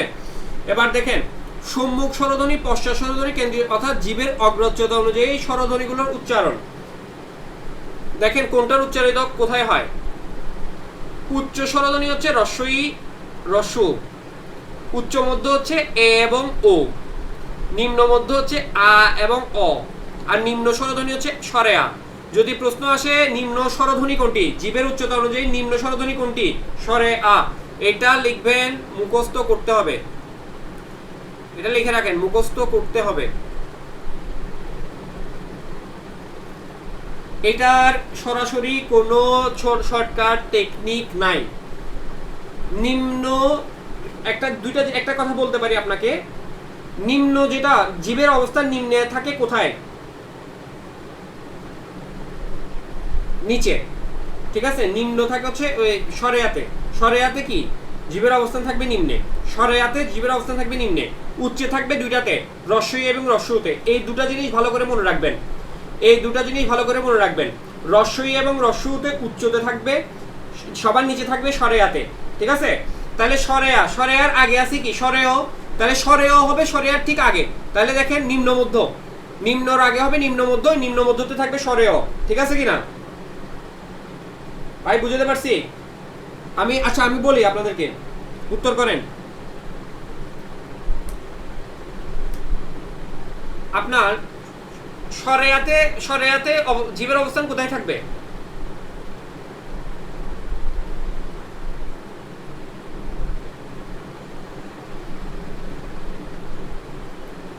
আচ্ছা, সরেয়ার আগের সব অক্ষরটা কি? সরেয়ার আগের অক্ষরটা কি? তারপরে নিম্ন মধ্য। কি বলে এরা? বললাম সবার নিচে থাকবে হচ্ছে সরে, আবার বলে নিম্ন মধ্য। সরেয়ার উপরেরটা কি? সরেয়ার উপরে হচ্ছে কি সরেয়। হ্যাঁ, সরেয়ার উপর হচ্ছে কি সর, তাহলে সর থাকবে কি সর কোথায়? নিম্নের উপর হচ্ছে কি নিম্ন মধ্য, নিম্নের উপর হচ্ছে কি নিম্ন মধ্য। তাহলে সরের অবস্থান কি হবে? নিম্ন মধ্যে। বুঝতে পারছি কিনা? আচ্ছা, উঁচুতে অবস্থান থাকে কোনটার? উঁচুতে অবস্থান থাকে কোনটার? উঁচুতে অবস্থান থাকে কোনটার? রস্যই এবং রস্যু। ভেরি গুড, রস্যই এবং রস্যু। এই তো শেখা হয়ে গেছে, ক্লাসের পরে ক্লাসে শেখা হয়ে গেছে। একটু আরেকবার পড়ে নিলে মনে থাকবে। বাংলায় রি ধ্বনিকে স্বরধ্বনি বলা চলে না, কিন্তু এটা স্বরধ্বনির মধ্যে দেখেন বাংলার এইটাকে সংস্কৃতিকে এই ধ্বনিটি স্বরধ্বনির রূপে উচ্চারিত হয়। এটা জাস্ট একটু জানার জন্য, পরীক্ষাতে আসবে না। মৌলিক ধ্বনি 37, এটা আমরা অলরেডি পড়ছি। ব্যঞ্জন বর্ণের সংক্ষিপ্ত রূপ কি? বলেন, ব্যঞ্জন বর্ণের সংক্ষিপ্ত রূপ কি? আজকে থেকে আমরা ফলা পড়বো না, আজকে থেকে আমরা পড়বো কি? অনুবর্ণ। ব্যঞ্জন বর্ণের সংক্ষিপ্ত রূপ কি? আজকে থেকে আমরা কি পড়বো? অনুবর্ণ।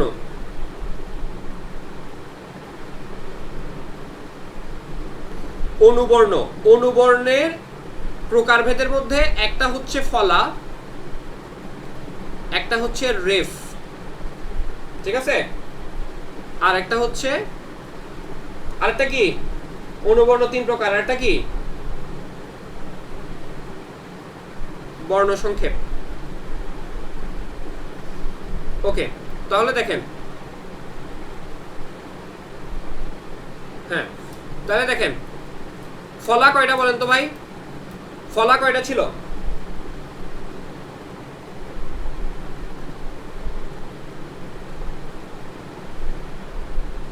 6টা। Very good.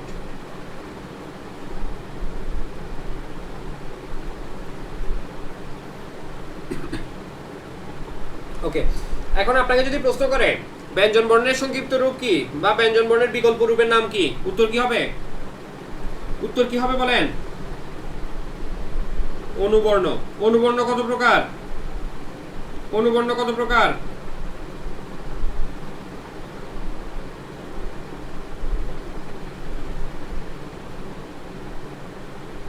3।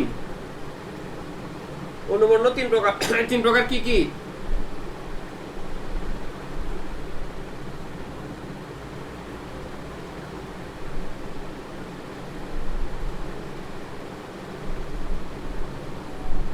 ওকে, আচ্ছা ভাই,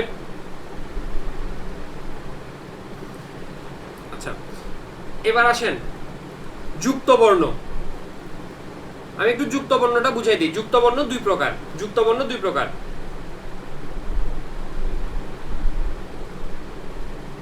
কোনটা কি লিখছি বলেন তো? এটা কি, এটা কি? কোনটা কি, কোনটা কি লিখছি বলেন তো? প্রথমটা কি?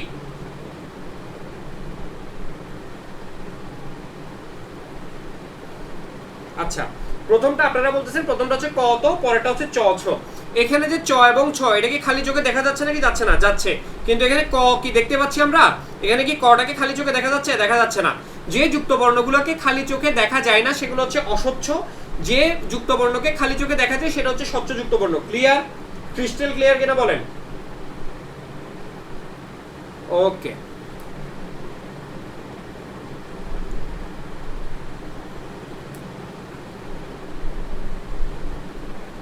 আচ্ছা, একটা সবাই অনেস্ট ওপিনিয়ন দেন তো দেখি, সবাই কি ক খ পুরোপুরি জানেন? ক খ সবাই কি পুরোপুরি পারবেন?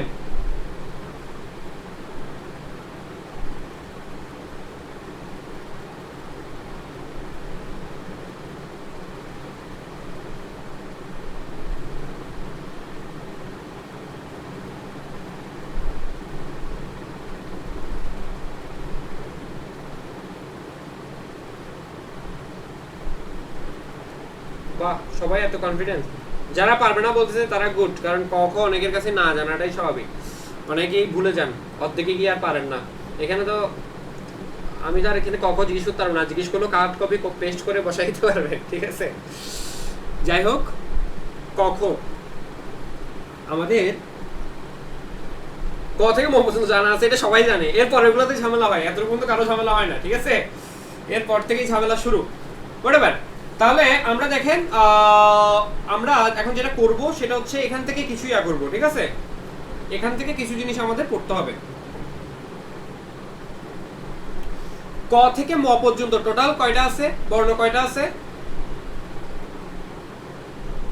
25। এই 25টা বর্ণকে বলা হয় স্পর্শ বর্ণ। এই 25টা বর্ণকে বলা হয় স্পর্শ বর্ণ। ক থেকে ম পর্যন্ত 25টা বর্ণ আছে, এই 25টা বর্ণকে বলা হয় স্পর্শ বর্ণ। ক থেকে ম পর্যন্ত 25টা বর্ণ আছে, এদেরকে বলা হয় স্পর্শ বর্ণ। ওকে, প্রথম এই টপিক থেকে প্রথম কোশ্চেন শেষ করলাম। এই 25টাকে প্রতিটা 5টা করে ভাগ করা হয়েছে বর্গে, তাহলে কয়টা বর্গ হয়? টোটাল 5টা বর্গ। এদেরকে 5টা বর্গে ভাগ করা হয়েছে। প্রতিটা বর্গের নাম হয়েছে তার প্রথম অক্ষর দিয়ে, ক বর্গ, চ বর্গ, ট বর্গ, ত বর্গ, প বর্গ। ক, চ, ট, ত, প, এগুলো হচ্ছে প্রতিটা বর্গের নাম। ক বর্গকে বলা হয় হচ্ছে, এগুলো ক বর্গের যে বর্ণগুলো আছে এরা উচ্চারণে কণ্ঠের সাহায্য লাগে বলে এদেরকে কণ্ঠধ্বনি বলে। চ ছ যেগুলো আছে এগুলো উচ্চারণে তালুর সাহায্য লাগে বলে এদের তালব্য ধ্বনি বলে। ট থেকে মূর্ধন্য, দেখেন এই যে মূর্ধন্য আছে এটাকে মূর্ধাধ্বনি বা মূর্ধন্য ধ্বনি বলে। এই যে দন্ত ন আছে এটাকে দন্ত বলে, দাঁতের সাহায্য লাগে বলে। পফ বফ ম এরা ঠোঁটের সাহায্য লাগে বলে এদেরকে ওষ্ঠধ্বনি বলে। আপনার একটা প্রশ্ন যদি পরীক্ষাতে থাকে অনেক সময়, সেটা হচ্ছে বাংলাদেশের শিশুরা প্রথম কোন বর্গের বর্ণ শিখে? উত্তর কি হবে? বাংলাদেশের শিশুরা প্রথম কোন বর্গের বর্ণ শিখে? প বর্গের ওষ্ঠবর্ণ। কেন? কারণ আমরা মা বাবা বলি, এগুলো সবগুলো ম এবং ব দুইটাই আছে কোথায়? প বর্গ বা ওষ্ঠতে। ভেরি গুড, ওকে। অনেকক্ষণ পরে ফেললাম না? এই কনসেন্ট্রেশন আছে সবার? এখন সবচেয়ে জটিল জিনিসটা পড়াবো। কনসেন্ট্রেশন আছে সবার? সবচেয়ে জটিল জিনিসটা পড়াবো এখন,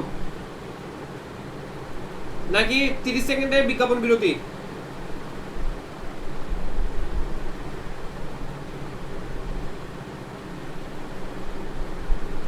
আচ্ছা, ওকে, শুনেন। এখানে যে প্রশ্নটা আপনাদেরকে ভোগাবে সেটা হচ্ছে নিচের কোনটি ঘোষ ধ্বনি, নিচের কোনটি অঘোষ ধ্বনি। এই প্রশ্নটা পরীক্ষার হলে আপনাদেরকে ভোগাবে। এটার একটা সহজ টেকনিক বলতেছি, যে সহজ টেকনিকটা বলবো এটাই আনসার করবেন, মানে এভাবে চিন্তা করে আনসার করবেন। কারণ এটার উত্তর হচ্ছে স্বরতন্ত্রী অনুরিত হয়, স্বরতন্ত্রী অনুরিত কম হয়, এটা দিয়ে হচ্ছে এগুলোকে ভাগ করা হয়েছে। এখন পরীক্ষার হলে বসে উচ্চারণ করে স্বরতন্ত্রী অনুরিত হচ্ছে নাকি হচ্ছে না এই জিনিস দেখে আনসার করার সুযোগ নাই, অত সময় নাই। সো আমাদের শর্টকাট ওয়েতে এটা মনে রাখতে হবে। সো শর্টকাট ওয়েতে কিভাবে মনে রাখবো? এটা মনে রাখবেন এভাবে করে। প্রবাল স্যার বলেছিলেন প্রথম এবং দ্বিতীয় শ্রেণীর লোকজন ঘুষ খায় না। প্রথম এবং দ্বিতীয় শ্রেণীর লোক ঘুষ খায় না, ঘুষ খায় না। তাহলে দেখেন, ঘুষ প্লাস না, মনে রাখবেন কোন জায়গাতে না বা নেগেটিভ থাকলে এটার জন্য শব্দের শুরুতে বসে অ, স্বর অ। তাহলে অ না, অ ঘুষ প্লাস না মানে হচ্ছে অঘুষ, ঘুষ মানে হচ্ছে ঘোষ পড়বো আর কি আমরা, অঘোষ। তাহলে কারা কারা অঘোষ মানে কারা কারা ঘুষ খায় না? অঘোষ মানে ঘুষ খায় না কারা কারা? প্রথম এবং দ্বিতীয় শ্রেণী। কারা কারা ঘুষ খায় না বলেন? প্রথম এবং দ্বিতীয় শ্রেণী। তাহলে দেখেন, এ হচ্ছে প্রথম, এ দ্বিতীয়, এ তৃতীয়, চতুর্থ, পঞ্চম। তাহলে ঘুষ খায় না কারা কারা? কোনো কমেন্ট করে না, আমি ক্লাস সেরে চলে যাব এরা উত্তর না দিলে। আগে আমি যা বলতেছি আনসার করেন, বোঝানোর দায়িত্ব আমার। তাহলে ঘুষ খায় না কারা কারা? প্রথম এবং দ্বিতীয় শ্রেণীর লোকজন ঘুষ খায় না। প্রথম এবং দ্বিতীয় শ্রেণীর লোকজন ঘুষ খায় না, তার মানে তারা হচ্ছে অঘোষ। ঘুষ না খাইলে তারা হচ্ছে কি? অঘোষ। তার মানে 1 এবং 2 এই কলামে যারা আছে তারা কি? অঘোষ। এখন পরীক্ষার হলে তো ভুলে যাবেন যে স্যার কি 3 নম্বরটা ঘুষ বলেছিল নাকি অঘোষ বলেছিল, মনে তো নাই। এখন কি হবে? এটার জন্যই বললাম, আমি বলেছি প্রথম এবং দ্বিতীয় শ্রেণীর লোকজন ঘুষ খায় না। ঘুষ প্লাস না মানে অঘোষ। কারা? প্রথম এবং দ্বিতীয় শ্রেণী, মানে 9 এবং 10 গ্রেড যারা আছে তারা ঘুষ খায় না, ধরলাম আর কি। এটা কথার কথা, এটা কোনো ইয়া না, আবার দুষ্টামি করে বলতেছি, মনে রাখার স্বার্থে বলতেছি। তাহলে প্রথম এবং দ্বিতীয় শ্রেণী। তাহলে দেখেন 6টা কত নম্বর শ্রেণীতে ছিল? 6 কত নম্বর শ্রেণীতে আছে? দ্বিতীয়। ধ কত নম্বরে আছে? ধ কততে আছে? ধানের ধ 4। তাহলে বলেন ধ কি ঘোষ হবে না অঘোষ হবে? ধ কি ঘোষ হবে না অঘোষ হবে? ঘোষ হবে, কারণ প্রথম দ্বিতীয় বাদে বাকিগুলো ঘোষ। তাইলে ছ কি হবে? ছ কি হবে? কি হবে? অঘোষ। ভাই ঘোষ অঘোষ মনে থাকবে কিনা বলেন? ঘোষ এবং অঘোষ মনে থাকবে?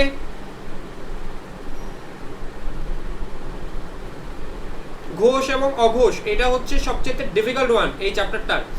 এরপর আসেন অল্প প্রাণ মহাপ্রাণ। অল্প প্রাণ মহাপ্রাণকে সহজ। অল্প প্রাণ মানে যেটা উচ্চারণ কমে হবে, যেটা উচ্চারণ বেশি হবে সেটা মহাপ্রাণ। ক আমার কোনো শক্তি লাগে নাই, খ শক্তি লাগছে। তাহলে যেটাই শক্তি কম লাগে সেটা অল্প প্রাণ, যেটাই শক্তি বেশি লাগে সেটা মহাপ্রাণ। ক্লিয়ার? আপনাদের কাছে আমার প্রশ্ন, বাংলাদেশের ব অল্প প্রাণ না মহাপ্রাণ আনসার করবেন? ঘোষ না অঘোষ আনসার করবেন? বাংলাদেশের ব ঘোষ না অঘোষ আনসার করবেন এবং অল্প প্রাণ না মহাপ্রাণ আনসার করবেন। দ্রুত, এটা এতক্ষণ চিন্তা করার কিছু নাই, দ্রুত 5 সেকেন্ডে বের করে ফেলতে হবে। বাংলাদেশের ব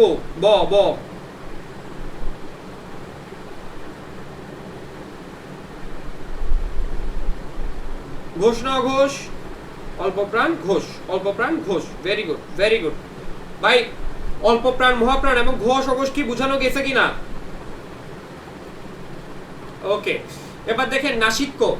উম থেকে শুরু করে ম পর্যন্ত, এটা হচ্ছে নাসিক্য বর্ণ। উম থেকে শুরু করে ম পর্যন্ত এদেরকে বলা হয় নাসিক্য বর্ণ। এদেরকে কি বর্ণ বলা হয়? নাসিক্য বর্ণ বলা হয়। এদেরকে কি বর্ণ বলা হয়? নাসিক্য, কারণ এদের উচ্চারণে নাকের সাহায্য দরকার হয়। ওকে, আমি যেটা মার্ক করবো ওটার উত্তর দিবেন। ঘোষ অঘোষ অল্প প্রাণ মহাপ্রাণ আনসার করবেন, ঠিক আছে? যেটা মার্ক করলাম এটা উত্তর করেন কি হবে?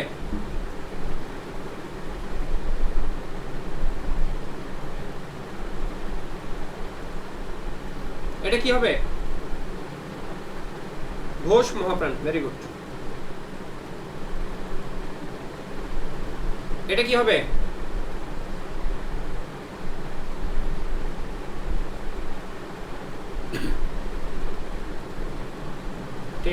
ঠিক আছে, থ্যাংক ইউ। এই আপনারা বুঝে গেছেন, লাগবে না। দেখেন এখানে একটা বিষয় আছে ভাই, এই যে স্পর্শ ব্যঞ্জন আছে না, এখানে একটা বিষয় একটু ক্লিয়ার করে দিই কেমন?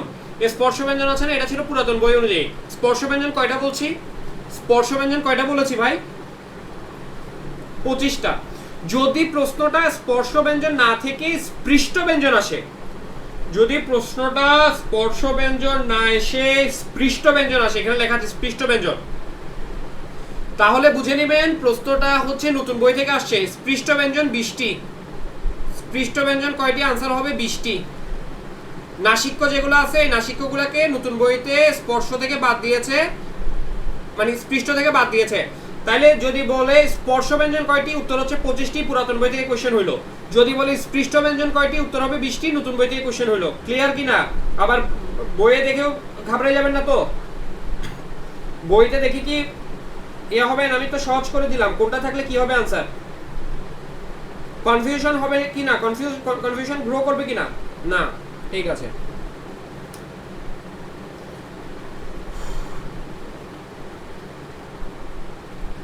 এগুলো আপনারা জানেন। এখানে একটা ছক আছে, এই ছকটা ভালো করে পড়বেন। এই ছকটা পড়ে এর আগের এটার আনসার করবেন। এই ছকটা পড়বেন আগে। তারণজাত ধ্বনি কয়টি? তারণজাত ধ্বনি হচ্ছে এই দুইটি, ডসুন র ঢসুন র। কম্পোজাত ধ্বনি হচ্ছে র। পার্শ্বিক ধ্বনি হচ্ছে ল। উষ্মধ্বনি বা শীষ ধ্বনি, এগুলোকে উষ্মধ্বনি বা শীষ ধ্বনি বলে। হ্যাঁ, তালবশ দন্ত স। দেখেন পুরাতন বইতে মূর্ধন্য স ছিল, নতুন বইতে মূর্ধন্য সকে বাদ দেওয়া হয়েছে। এই তিনটা উষ্মধ্বনি হচ্ছে তালবশ দন্ত স হ, তালবশ দন্ত স হ। তালবশ এবং দন্ত স এদেরকে শীষ ধ্বনিও বলা হয়। তালবশ এবং দন্ত স এদেরকে শীষ ধ্বনিও বলা হয়। অন্তস্থ বর্ণ হচ্ছে অন্তস্থ জ, র, ল, ব, এই চারটাকে বলা হয় অন্তস্থ বর্ণ। এগুলো ছাড়া এভাবেই মুখস্থ করবেন। পরাশ্রয়ী যেগুলো অন্যের আশ্রয়ে থাকে তিনটা, অনুস্বার, বিসর্গ, চন্দ্রবিন্দু। পার্শ্বিক ধ্বনি কি বললাম? ল। লকে পার্শ্বিক ধ্বনি বলা হয় কেন? কারণ ল উচ্চারণের সময় দুই পাশ দিয়ে বাতাস বের হয়, এ কারণে লকে বলা হয় হচ্ছে পার্শ্বিক ধ্বনি। তাহলে পার্শ্বিক ধ্বনি কোনটা বলেন? পার্শ্বিক ধ্বনি কি? পার্শ্বিক ধ্বনি কি? ল। কম্পনজাত ধ্বনি কি? র বসুন র। কম্পনজাত ধ্বনি কি? বসুন র। ঠিক আছে।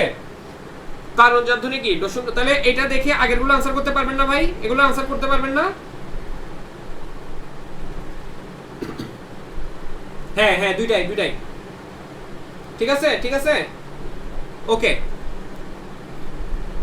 তাহলে এই দেখেন আপনাদেরকে স্পৃষ্ট ব্যঞ্জন বলেছিলাম না ভাই? ওই যে স্পৃষ্ট ব্যঞ্জন 20টাই দেখেন, দেখছেন? এই যে ক খ গ ঘ, এই দেখেন এটা নতুন বই, নতুন বই।